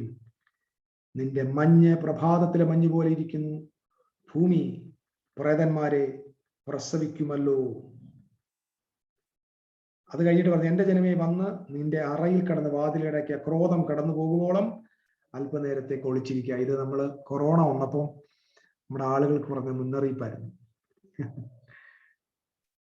സോ ഞാൻ ഇന്ന് നമ്മുടെ ക്ലാസ് പെട്ടെന്ന് സ്റ്റോപ്പ് ചെയ്യാന്ന് പറഞ്ഞാൽ ഈ ഒരൊറ്റ സബ്ജക്റ്റ് മാത്രം പറയാനാണ് ഞാൻ ഇന്ന് വന്നത്. യഥാർത്ഥത്തിൽ ഈസ് ടോക്കിംഗ് അബൌട്ട് ആർക്കേഞ്ചലിന്റെ വോയിസ് എന്ന് പറഞ്ഞാൽ ഓർക്കേണ്ടത് അത് ഇസ്രായേലിന്റെ റീഗ്യാദറിംഗ് ആണ്, അത് ഇസ്രായേലിന്റെ ഉയർപ്പാണ്. കാരണം ഈ archangel is connected to the people of Israel. ഇസ്രായേലുമായിട്ടാണ് ഇതിന് കണക്ഷൻ എന്ന കാര്യം നിങ്ങൾ മറക്കരുത്. സോ 1 തെസ്സലോനിക്ക ലേഖനം 4-ാം അധ്യായത്തിന്റെ 15 മുതലുള്ള വാക്യങ്ങൾ യഥാർത്ഥമായി യെരൂശലേമിൽ ന്യായപ്രമാണത്തിന്റെ യുഗാന്ത്യത്തിൽ സകല ജാതിയിലും ഇതുവരെ സംഭവിക്കാത്ത മഹാകഷ്ടം സ്വജനത്തിന് സംഭവിച്ച കാലത്ത്, അന്ത്യകാലത്ത്,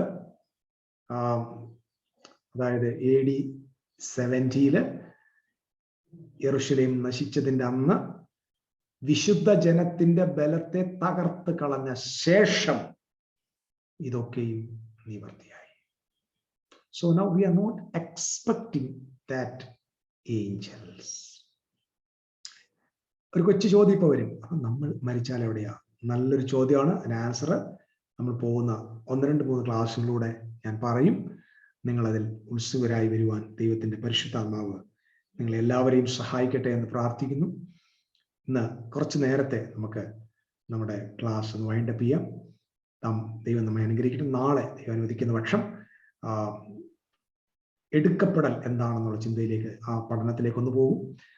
പോയിട്ട് ഞായറാഴ്ചയോടെ നമ്മുടെ ഈ സീരീസ് തൽക്കാലം നിർത്തിയിട്ട് അടുത്ത ആഴ്ച മുതൽ വളരെ വേഗത്തിൽ ദൈവരാജ്യത്തിന്റെ മിസ്റ്ററീസ് എന്ന നമ്മുടെ സ്കൂളിലേക്ക് പോകും.